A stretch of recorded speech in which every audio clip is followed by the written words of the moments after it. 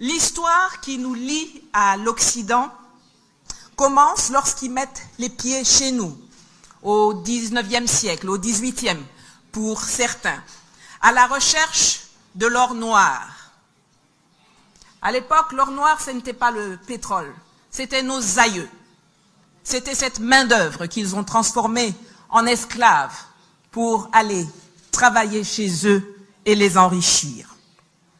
Cette histoire avec l'Occident continue avec des accords de protectorat, pas bien méchants d'ailleurs, à l'époque, qu'ils ont signés avec certains chefs africains en amont de la conférence de Berlin en 1884 et qu'ils ont ensuite violés, comme d'habitude, pour se lancer dans une colonisation qui, loin d'avoir été aussi paisible et positive qu'ils aiment bien le faire croire, a été dure, violente et sanglante. Ils se plaisent à évoquer les travaux qu'ils ont effectués chez nous comme si c'était des cadeaux. Non. Alors, ces routes, ces chemins de fer qu'ils ont construits, c'est avec notre argent, notre sueur, notre sang et notre vie. Loin du discours sentimental dont les tenants du pouvoir français d'hier et d'aujourd'hui aiment nous abreuver, cette histoire a ensuite été marquée par les luttes d'indépendance, mais aussi, on n'en parle pas trop souvent, par les luttes syndicalistes contre le travail forcé, pour l'amélioration des conditions de vie des populations maltraitées par les compagnies occidentales et par des bagarres autour du foncier. Le narratif français de cette époque-là est généralement aux antipodes de ce que les populations connaissent et se remémorent. C'est brutal, c'est sauvage. L'histoire se poursuit ensuite avec le néocolonialisme, la nouvelle forme du colonialisme qui a vu le jour après l'octroi des indépendances aux pays africains, comme si l'indépendance s'octroyait. On l'a appelé ainsi parce que les indépendances ont fait croire aux gens que le colon partait, alors que la réalité a démontré qu'il n'en était rien, et que le colon est resté et qu'il a conservé tout son contrôle. C'est ainsi que notre histoire commune se poursuit avec des coups d'État, les changements de régime, qu'ils ont longtemps niés, mais qu'ils ont pourtant perpétrés grâce à leurs mercenaires, comme Bob Denard, grâce à leurs légions étrangères, ou grâce aux soldats africains qu'ils ont formés, peut-être même pour cela. C'est généralement lorsqu'ils ne sont plus aux affaires que certains chefs d'État français admettent du bout des lèvres leur forfait. Mais pourquoi éprouvent-ils donc le besoin de falsifier l'histoire? Là d'où je viens, c'est très simple. On dit que lorsque tu mens, c'est parce que tu as quelque chose à cacher. Les politiques français doivent d'abord cacher des choses à leur propre population, dont une partie est anticoloniale et une autre ignorante, se berce d'illusions quant à la grandeur de leur pays ou d'ignorance quant à la provenance de leur confort.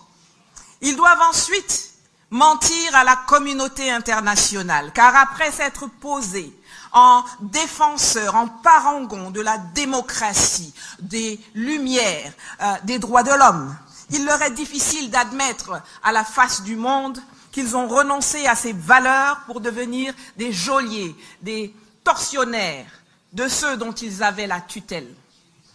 À nous, Africains, ils mentent pour mieux nous leurrer, pour nous blaguer, pour nous intoxiquer, pour nous endormir, pour nous faire perdre notre estime de soi et surtout pour continuer à nous dominer et à nous exploiter. Mais avec nous, ils ont fait plus que mentir. Les éveilleurs de conscience, les empêcheurs de tourner en rond, ceux qui ont eu accès à certaines informations ont été soit intimidés, soit éliminés. Nos dirigeants les plus indociles ont été éjectés ou assassinés. Mais comment font-ils pour falsifier et pour dominer? Le néocolonialisme a un volet politique, un volet économique, un volet militaire et un volet culturel et social. Et pour chacun de ces aspects, il y a eu un discours précis dans lequel nous baignons encore. Si l'on regarde le volet politique, le narratif a présenté le néocolonialisme comme le choix des Africains eux-mêmes, exprimé à travers des chefs d'État complices, choisis et formés par le colon, et prêts à endosser le rôle d'immature irresponsable, manquant de capacités politiques et intellectuelles nécessaires pour se représenter eux-mêmes dans des instances que les colons ont créées dès 1945, alors que nos pays, en l'état actuel des choses, n'existaient pas encore. Ce discours nappé d'une pseudo-amitié nouvelle et des attaches dites historiques, dites indéfectibles, liant le maître et le sujet, c'est ce discours qui fonde la tutelle politique que nous subissons depuis plus de 60 ans au sein de l'Organisation des Nations Unies, de la Banque mondiale et du FMI, entre autres. On peut aller plus loin. C'est ce narratif qui continue de justifier aujourd'hui encore en mars 2023 l'existence du statut de porte-plume dévolu aux anciennes puissances coloniales au sein des Nations Unies, qui leur réserve le droit de rédiger les résolutions et les communications présidentielles du Conseil de sécurité et de l'Assemblée générale sur l'Afrique. Seul le Mali, avec le colonel Assimi Goïta, a eu la dignité de le récuser il y a quelques semaines. Merci. Sur le plan économique, nos anciens maîtres ont écrit une histoire selon laquelle nos pays sont pauvres, nos économies sont faibles, n'ont pas de capitaux, n'ont pas d'industrie, n'ont pas de moyens et financiers pour se prendre en charge. Ce qui nécessite qu'ils gèrent notre monnaie, qu'ils nous fassent crédit, qu'ils nous apportent une aide qu'ils présentent comme un acte humanitaire pour leurs anciens sujets, pour nous aider à nous en sortir économiquement. Encore une fois, les présidents africains complices acceptent de signer des traités léonins qui garantissent aux États occidentaux une protection solide et contrôlée contre la concurrence étrangère et leur permettent aujourd'hui encore de faire main basse sur nos économies, les finances publiques, les ressources naturelles de nos pays. Des accords infantilisants qui nous ont conduit tout droit au fiasco et qui font de certains d'entre nous des prisonniers du franc CFA, des éternels mendiants au guichet de l'aide publique au développement, des endettés improductifs devant l'éternel. Concernant l'aspect sécuritaire, le narratif des Occidentaux a consisté à dire que les pays africains nouvellement indépendants, ne disposant pas de structures nécessaires pour assurer leur sécurité, il fallait les aider toujours, en organisant pour eux la création d'armées et de services de sécurité. Dans le contexte de la guerre froide dont on a parlé précédemment, caractérisée par les luttes d'influence entre les blocs communistes et capitalistes, les anciens nouveaux maîtres ont mis en avant cette incapacité des Africains à se protéger eux-mêmes pour justifier l'installation permanente de leurs bases militaires sur notre sol, les contrats de formation et d'entraînement militaire avec leurs services, les contrats d'achat de matériel militaire conclus avec leurs entreprises ou par leur entremise. La falsification de l'histoire se prolonge enfin dans le domaine culturel et social.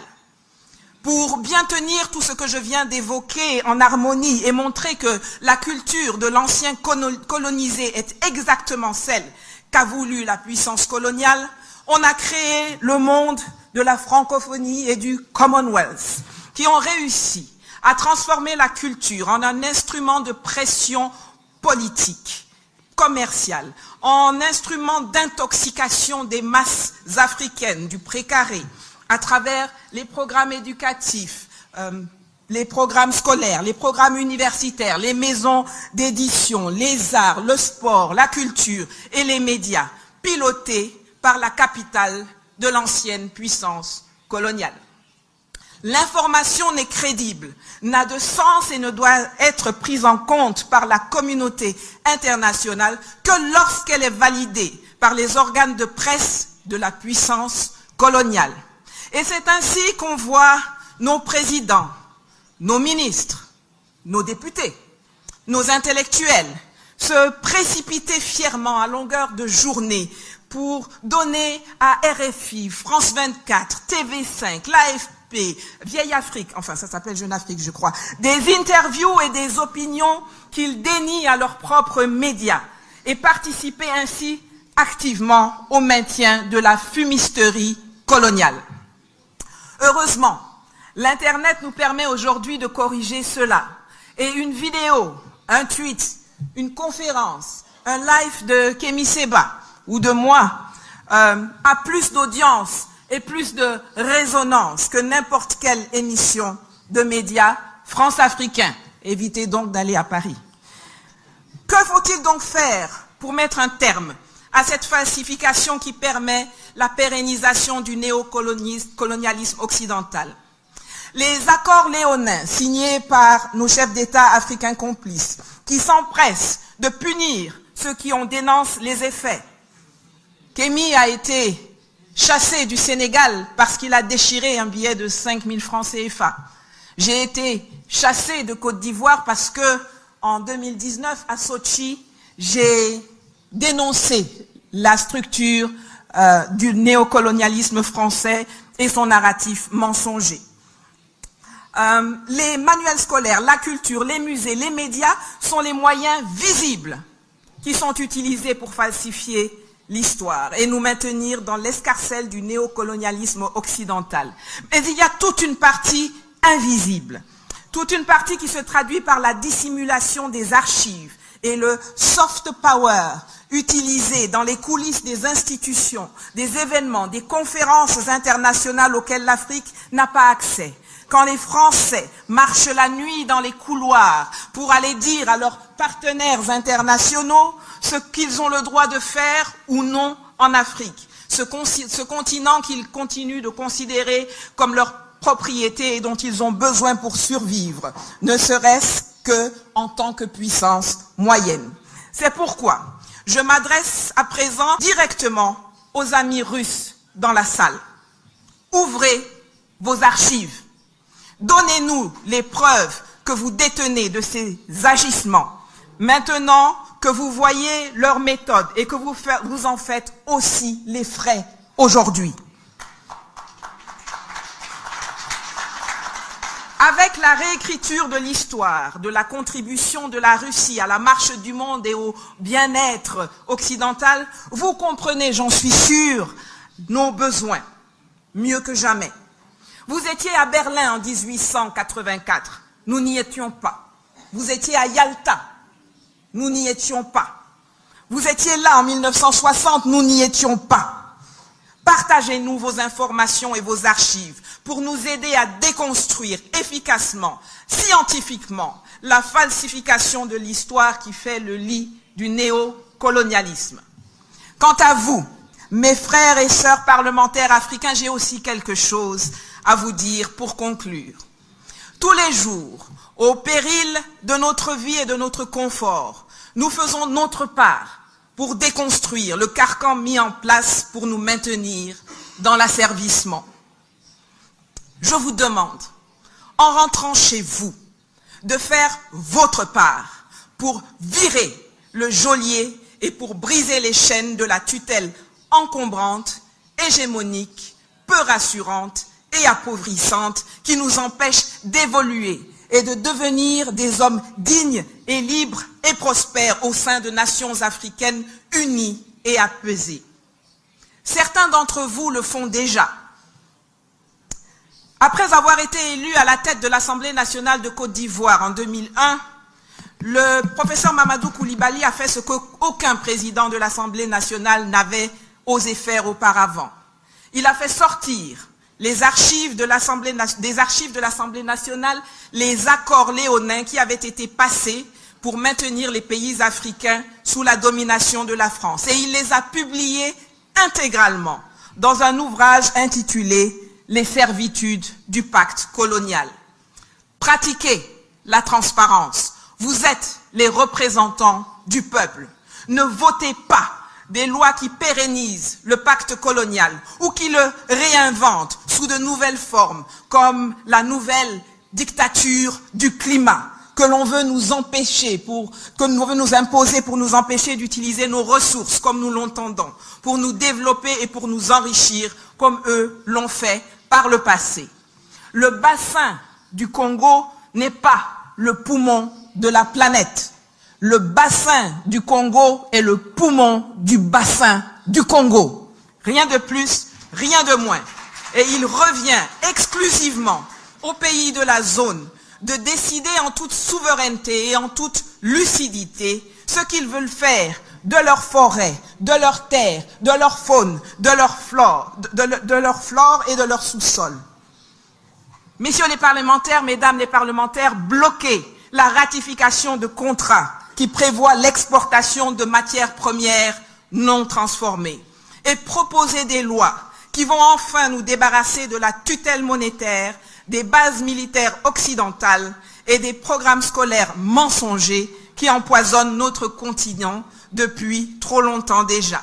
Nous avons assez perdu de temps depuis 60 ans. Agissez, agissons ensemble. Spasiba. Des personnes comme Nathalie Yamb et Kémy Séba ont mis la merde chez les Occidentaux. C'est ce que nous devons faire également, chers Haïtiens. Nous voyons comment ils se sont combattus pour la souveraineté de l'Afrique. Et c'est ce que nous sommes en train de voir avec l'AES, que ces trois pays sont unis dans un même objectif afin d'aider, d'émanciper leur pays. Et malheureusement, il y a certains d'autres pays africains qui font autre chose. Et malheureusement, ces mêmes Occidentaux, qu'est-ce qu'ils ont fait? Ils ont essayé de corrompre ces pays-là afin de combattre les trois pays de l'AES. Heureusement, ils ont de grandes coopérations avec la Russie, la Chine, etc. Et ce sont elles qui donnent la possibilité à ces pays-là de continuer dans leur combat. Malheureusement, la France est en phase de dette avec 5 000 € par seconde.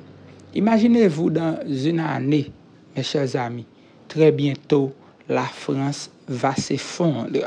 Et c'est ce que nous verrons. Abonnez-vous.